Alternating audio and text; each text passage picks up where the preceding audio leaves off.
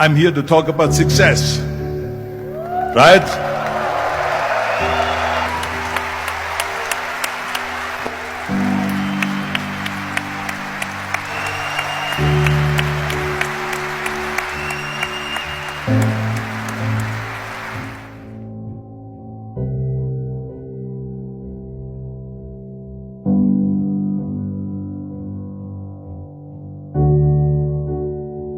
Let me get right away to the first rule of success. The first rule of success is to have a vision. You see, if you don't have a vision of where you go, and if you don't have a goal where you go, you drift around and you never end up anywhere. It's like you can have the best ship in the world, you can have the best airplane in the world. If the pilot or the captain doesn't know where to go, it would just drift around. It would not end up anywhere, or most likely in the wrong place. So I was very fortunate that I stumbled onto my vision. I mean, as you know, I was born in 1947 in Austria after the Second World War. And I didn't really like Austria when I grew up. I couldn't wait to get out of there. I couldn't see myself becoming a farmer or a worker in a factory or anything like that. Even though my parents wanted me to stay there and have a normal life. My father wanted me to become a police officer like he was. My mother wanted me just to stay there and marry a girl and have a bunch of kids. But that was their vision, not mine. My vision was totally different. I felt that I was born for something special, for something unique, for something big. So I was searching. Then one day I went to school. I remember I was 11 years old, and they showed a documentary about America. And all of this stuff, and I said to myself, that's where I want to be. I don't want to be around here with these little farmhouses and these little buildings, and everything is old. I want to be in America. But now the question was just, how do you get to America? In those days, it was a very expensive trip. It's not like today. So again, I was very fortunate that one day after school, I walked by a store in Graz. And it was the only store that really sold kind of American stuff. So I went inside and I looked around and I looked at this stuff, and then I saw a magazine. I saw a bodybuilding magazine that had Reg Park on the cover. Reg Park was then a 3-time Mr. Universe. And I saw him on the big screen as Hercules. And on the cover it said, how Reg Park, Mr. Universe, became the Hercules star. So I looked at the cover and I said to myself, I got to get this magazine. So I bought the magazine. I took it home and I read it over and over from the front page to the back. It had everything in there, how he trained, how he was working out in Leeds, England, in a factory town, how he worked out every day for 3-4 hours and became the strongest man of Europe, and how he won Mr. Europe, Mr. Great Britain, and then eventually Mr. Universe, and how he won the second Mr. Universe and the third Mr. Universe, and how he was discovered play the starring role in Hercules.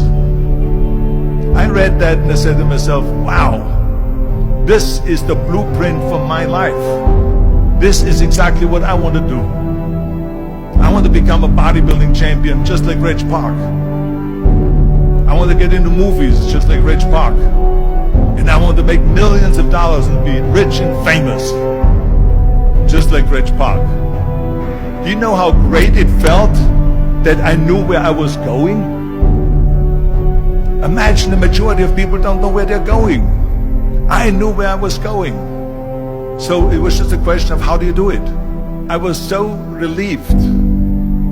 Because when you have a goal, when you have a vision, everything becomes easy. So I knew where to go.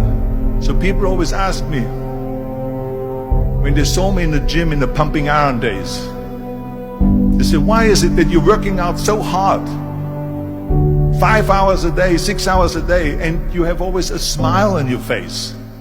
The others are working out just as hard as you do, and they look sour in the face. Why is that? And I told people all the time, I said, because to me, I'm shooting for a goal. In front of me is the Mr. Universe title. So every rep that I do gets me closer to accomplishing that goal, to make this goal, this vision turn into reality. With the age of 20, I went to London and I won the Mr. Universe contest as the youngest Mr. Universe ever. And it was because I had a goal. And this is no different than anything else, what I'm talking about. This is not just about bodybuilding. It was the same in acting. And the same thing is also in politics.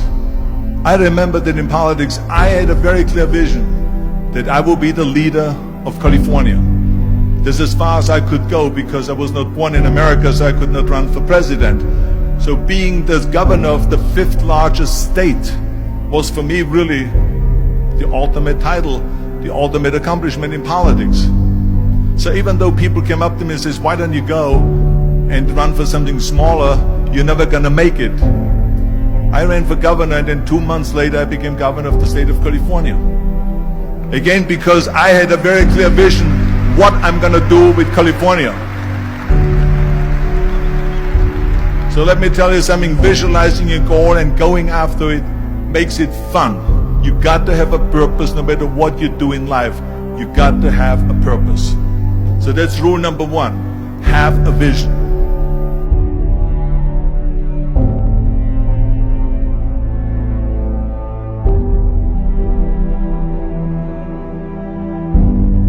Rule number 2 is, don't listen to the naysayers.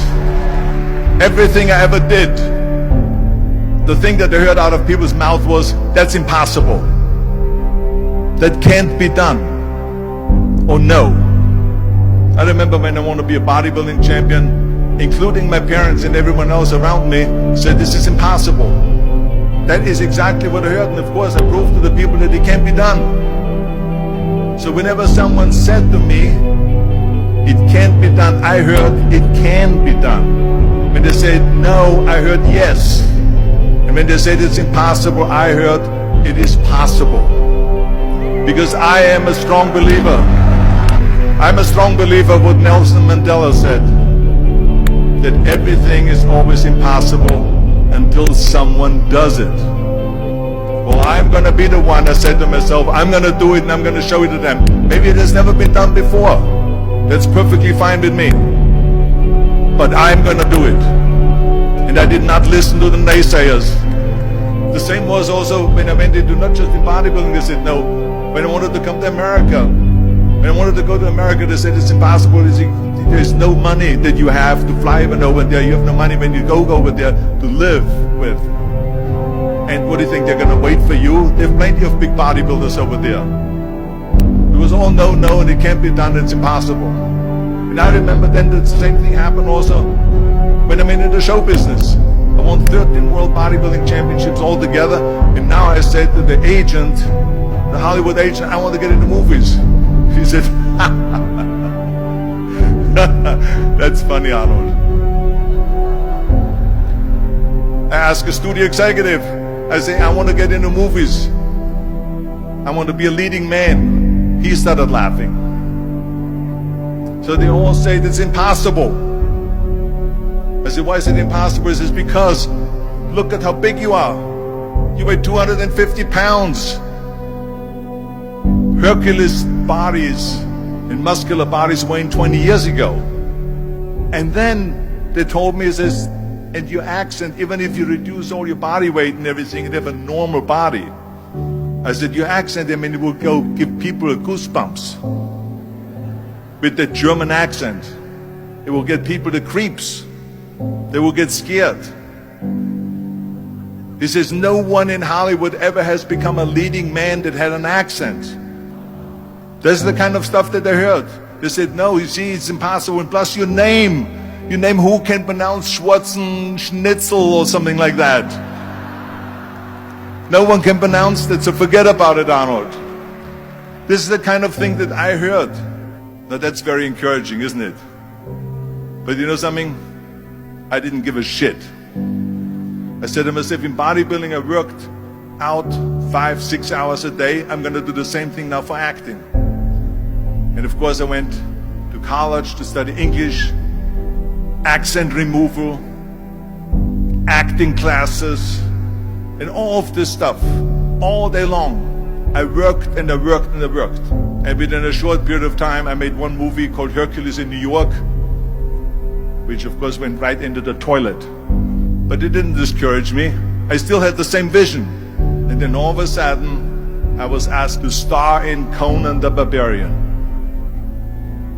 And after I did Conan the Barbarian, the director at the press conference said to the press, he said to the press, if we wouldn't have had Arnold, we would have had to build one. And the same thing was with Terminator. After we were finished filming Terminator, Jim Cameron said to the press, if Arnold wouldn't have had that accent and talked like a machine, I think the movie wouldn't have worked. So think about that. The body and the accent that they attacked was an asset.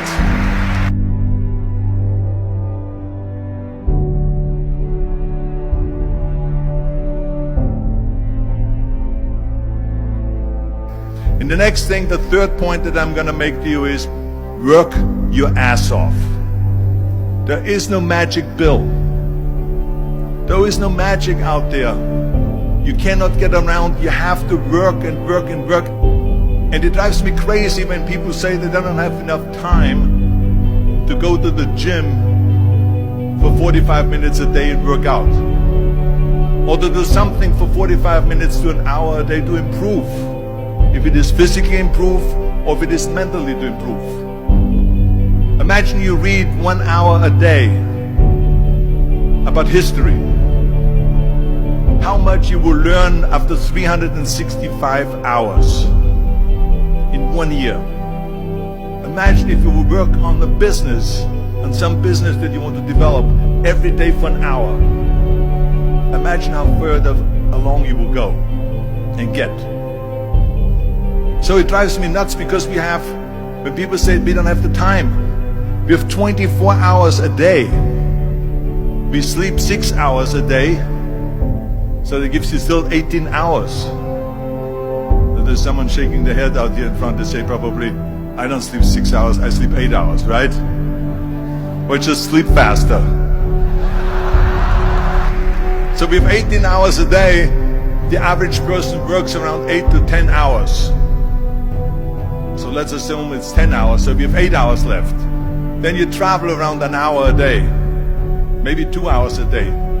So now you have still 6 hours left. What do we do with the 6 hours? Then we eat a little bit, then we schmooze a little bit, talk a little bit to people and all that stuff. But you can see how much time there is available if you organize your day. So you got to work hard. I mean, let me tell you something. When I went to America, I went to college. I went and worked out 5 hours a day. And I was working on construction. Because in those days in bodybuilding, there was no money. I didn't have the money for food supplements or anything. So I had to go to work. So I worked on construction. I went to college. I worked out in the gym. And at night from 8 o'clock at night to 12 midnight, I went to acting class 4 times a week. So I did all of that. There was not one single minute that I wasted. I became very friendly with Muhammad Ali in the 70s. And Muhammad Ali worked his butt off. And I saw it firsthand. And I remember that there was a sports writer that was there in the gym when he was working out and he was doing sit-ups. And they asked him, how many sit-ups do you do? And he said, I don't start counting until it hurts. Now think about that. He doesn't start counting his sit-ups until he feels pain. That's when he starts counting. That is working hard. And so you can't get around the hard work. It doesn't matter who it is.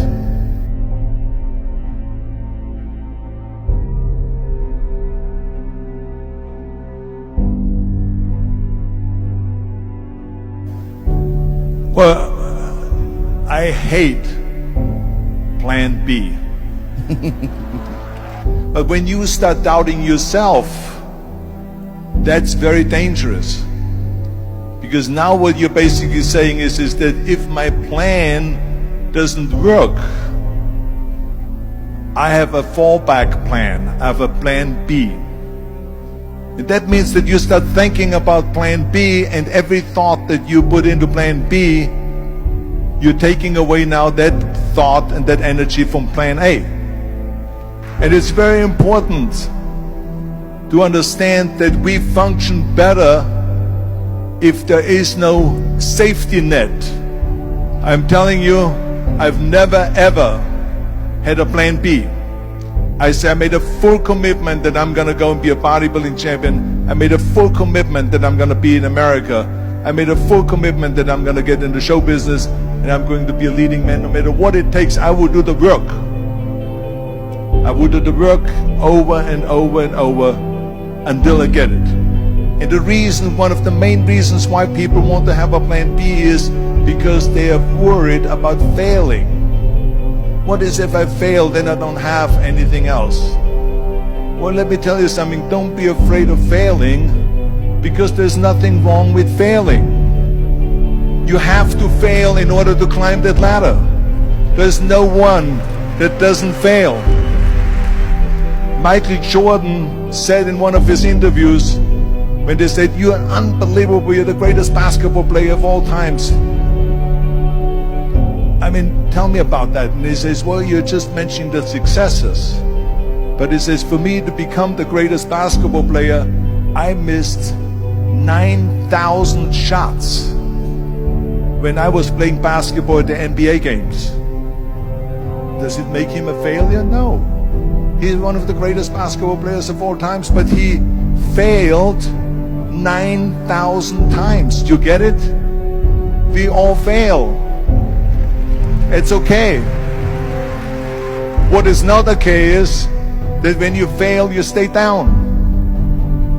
Whoever stays down is a loser. And winners will fail and get up. Fail and get up. Fail and get up. You always get up. That is a winner. That is a winner.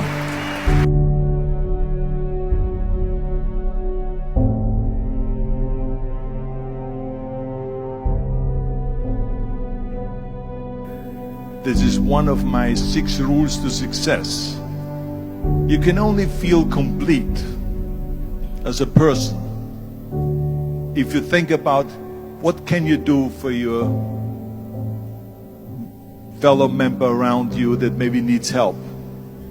I was an immigrant going to America, and I saw how America was the most generous country in the world. I mean, they opened up their arms to me, they helped me, they invited me for Thanksgiving dinner. The people, they brought me, the bodybuilders in the gym brought me plates to my apartment because I had no plates, I had no silverware, I had no bedware, I had no pillows, I had no blanket, I had no TV, I had no radio, I had nothing. They brought it to my apartment. And I said to myself, as an immigrant that is being embraced with open arms, that I need to go and make sure that I give something back. And this is when I started feeling obligated, and I said to myself, so what can I do? I'm a bodybuilder, what can I do? Well, then I realized, when I saw Special Olympics, that I can help and train Special Olympians. And so we started getting involved in Special Olympics, and in no time, I proposed to them to start powerlifting in Special Olympics. And it became the #1 sports in Special Olympics, powerlifting. They always have a packed hall of 5,000 people.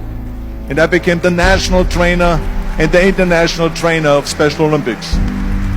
And I tell you, I felt so good.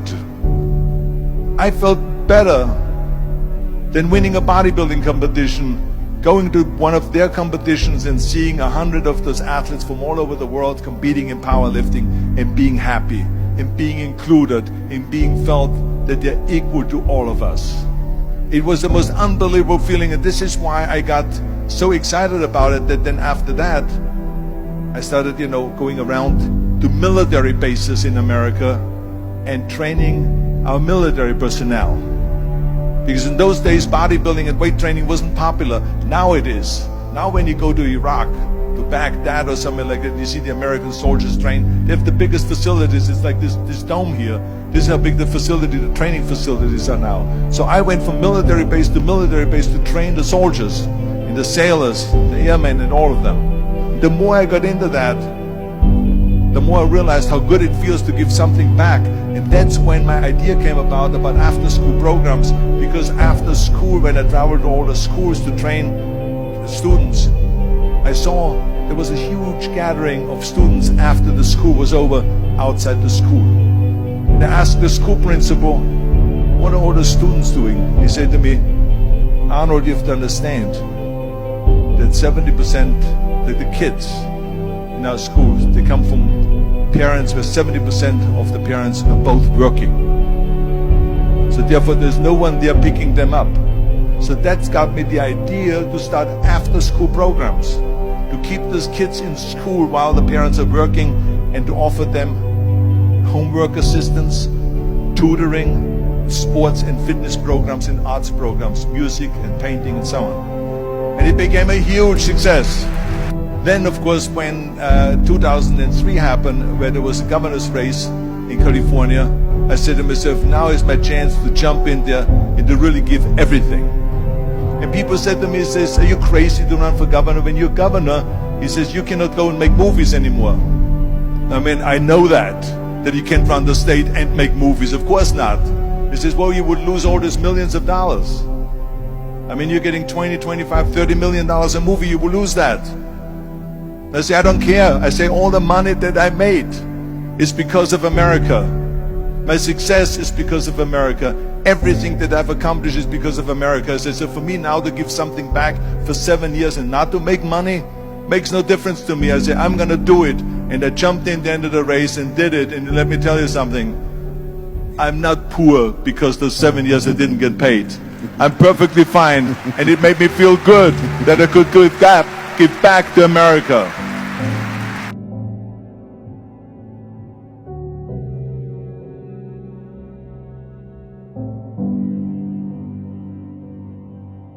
Well, I think that every day we are benefiting from someone helping us.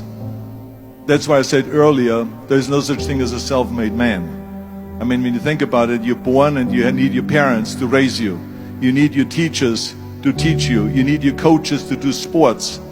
And so when I think about back of the people that helped me, I remember that everything I did always needed help. Think about it when someone says, Arnold, you're the greatest self-made man. I said, you can call me anything you want, but don't ever call me self-made man. I said, because I did not get to that point by myself. I mean, think about just to be successful in the movies. The only one that makes you successful in the movie is the people that go to see the movie. So how can you say to your self-made man when you need millions and millions and millions of people all over the world to go and see your movie? So people, then the press looks at it and says, this guy is a big box office success. It's the people. It's you. Imagine if Jürgen and I both think that we're self-made people and this hall right now is empty. No one here. Do you think this will be a successful conference? No. Who makes it successful is not him and me. We are just one little molecule that is added to the equation. But you are the ones that make this conference a successful conference. So thank you all of you for being here today. You are the ones that is making it big.